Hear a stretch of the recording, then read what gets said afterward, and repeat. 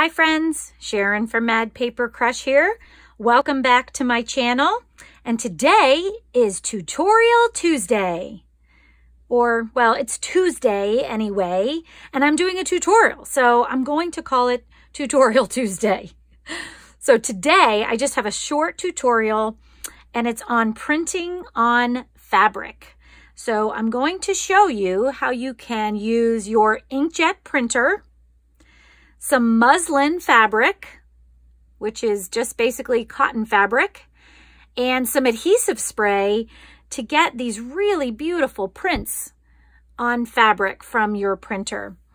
So you can see here, this is what I ended up with, and then I just took them and I mounted some of the prints on burlap and did a little zigzag stitch there to hold them on.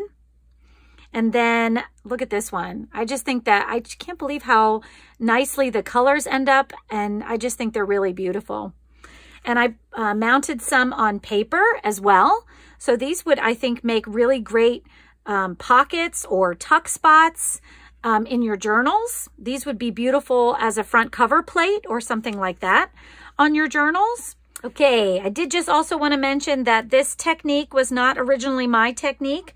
I did see it on Marie Blundell's channel, and I will link her down below, which is where I got the inspiration from.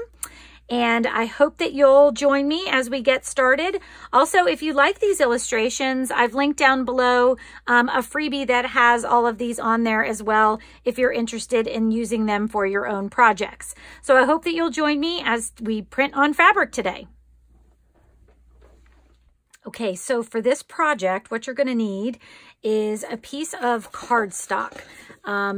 This is just a plain piece of cardstock, nothing special about it, but it's pretty heavy. So I wanted to have something pretty stable to put my fabric onto to go into the printer. And then I am using a rotary cutter and a metal ruler, but you could use, you could use any scissors. This is just really to make sure you get a nice clean edge once you're done on your paper and fabric after they've been bonded together. And then also this spray adhesive. Now, you certainly don't need to get this brand, but the important thing is the repositionable part. So you want to be sure that you can get your fabric off of the paper. You don't want it to be a permanent bond. So this is the one that I just found at a local department store that was repositionable, and that's what I wanted there. And then the last thing you'll need is some fabric. So I am using just this muslin here, and I didn't even iron it. So I think that once we get the spray down, you'll be able to smooth it out enough that the wrinkles, if you have any fold wrinkles, they won't matter. I don't think, you probably want to just be careful that there's not, some either really bad wrinkling or really deep wrinkling. You might have a little bit more of a problem making sure it adheres, but this stuff worked pretty good for me, so you might be okay with that.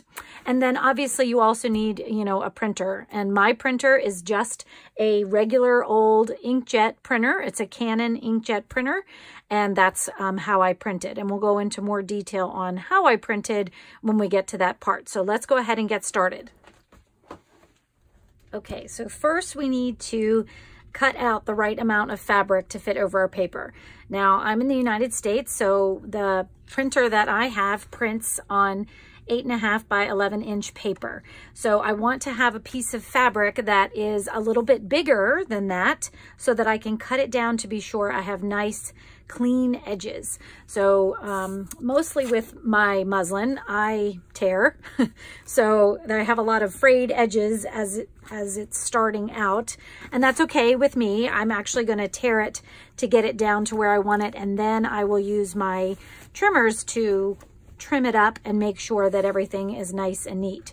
So what I'm going to do first is just make sure that the piece of fabric that I have is going to be a little bit bigger than this piece of paper. So I'm going to use this edge right here, I think, and I want to be sure that I don't, get any of this, the side of the bolt edge there in there. So I want to make sure I have enough room besides that. So I think what I can do is I can tear. I might need to tear just down a little bit on this one. And then I will mark this side with my scissors that I'm going to tear. And like I said, this is just, you could cut if you wanted to. It's just a lot easier for me to tear. I don't know why. So, okay, so now I have this edge is definitely longer than this edge. And then I'm going to tear across this way and tear down this way. So I can move the paper out of the way because I'm just going to tear both directions. And let me move this out of the way. Okay, so here's my piece of fabric that we're going to start with. So I'm just gonna clean up some of the stray strings here, these frayed edges a little bit, not even that much because I'm gonna cut it. I just don't want them in my way as we're working on them. And you can see that my piece of paper fits in there with some to spare, and that's exactly what I want. And once again, I'm doing that because we're going to actually cut it down even further because we want our printer to think that the fabric and the piece of paper together are just one piece so that they'll come out together. Okay, so as you can see, our next step is to get our spray adhesive onto the paper. Now, I am in a little room in my basement which doesn't have the best ventilation, so I don't recommend that you do this. Please make sure you read the directions and follow them on how you should do it. But I'm just going to be spraying a little bit, and it's big enough. It's a big enough room that I think I'm going to be okay. So what I'm going to do is make sure I've shaken up my adhesive real good. And I have my piece of paper in just a cardboard box here to catch any of the overspray, because I don't want my room being a mess or sticky. So that's the other thing you need to remember. If you spray this and there's overspray on your floor or your, work area, your desk or anything like that, or even out on your deck or sidewalk or something, you may end up with some stickiness left over. So be sure that you have something covering the area so that the overspray will be caught and you won't be walking around on a sticky surface for a while.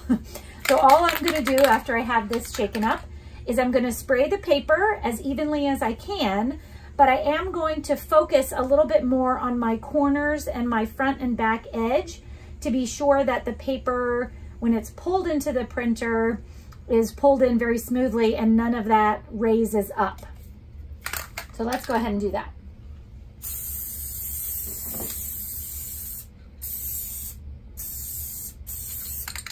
Okay, so you can see I just kind of went over the whole thing, but then I kind of did a double layer on both ends to be sure that that was very well taken care of with the adhesive.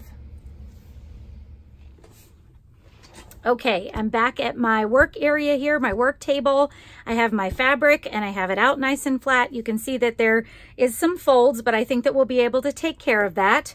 And I have my paper that we have the adhesive on. So all I'm going to do is I'm going to lay it sticky side down onto the fabric, just kind of gently, enough to get it to adhere, but not so much that I can't, I want to be sure I can just turn it over. Because now what we're going to do is we're going to try to get all of these wrinkles out as best we can.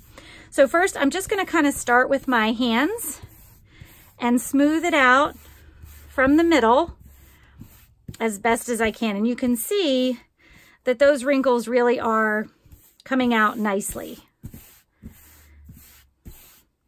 And I think that's pretty good. And then what I might do is just, you could stop there if you felt comfortable with how it stuck down, but I think I am just going to use my bone folder to be sure that the edges and the corners are stuck down as best as they can be. Oops.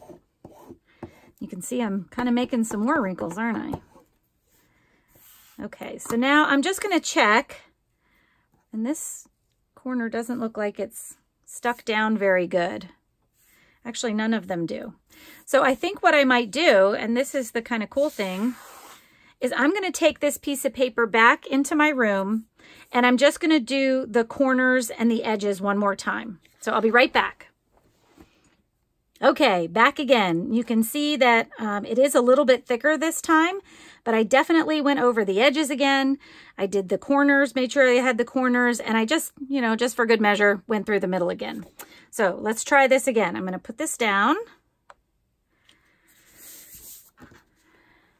And then we're going to start smoothing everything out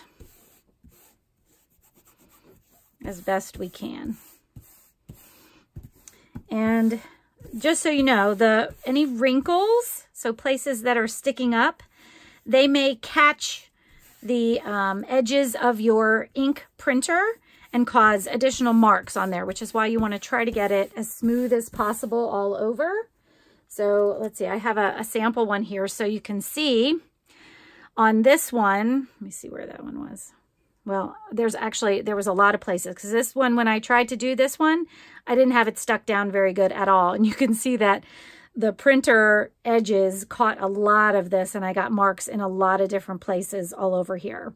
So, but like this is, if you just had one little wrinkle, this is kind of what would happen to that. You would get like a mark there from the inkjet cartridge rubbing the ink onto your fabric. So that's why you want your fabric to be as smooth as you possibly can get it.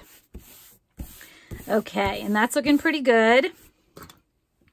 Now I'm just gonna carefully make sure my edges are done here. Okay, and that looks much better. So when I kind of lift the fabric at the corners, it's not pulling away from the paper like it had done before. Okay, so let's move on to the next step.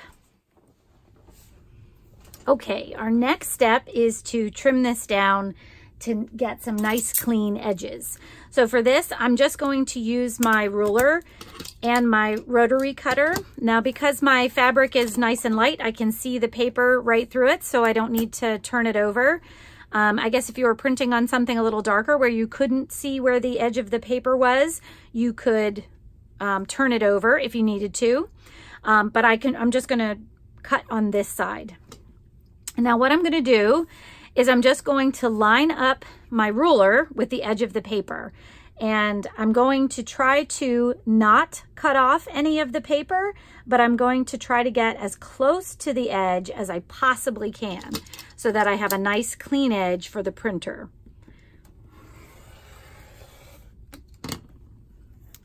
So you can see that I don't think I cut off any of the paper here. Oh, I did cut off a little bit of the paper there. So, but that's okay. My printer won't mind. But now I have a nice clean edge, which is definitely what I wanted. So I don't mind if I cut off a little bit, but you don't need to. So the important thing really is to have that nice clean edge. And I'm just going to go around and do that to all four sides.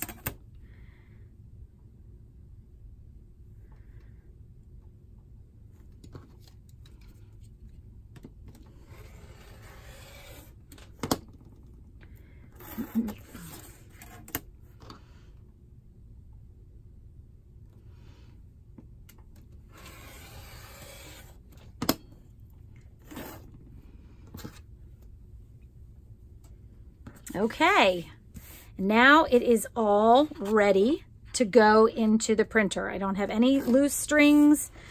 As many of my wrinkles are pushed down as I possibly can get down, and I have it stuck nice all over the paper. So let's go ahead and head to the printer to do the next step.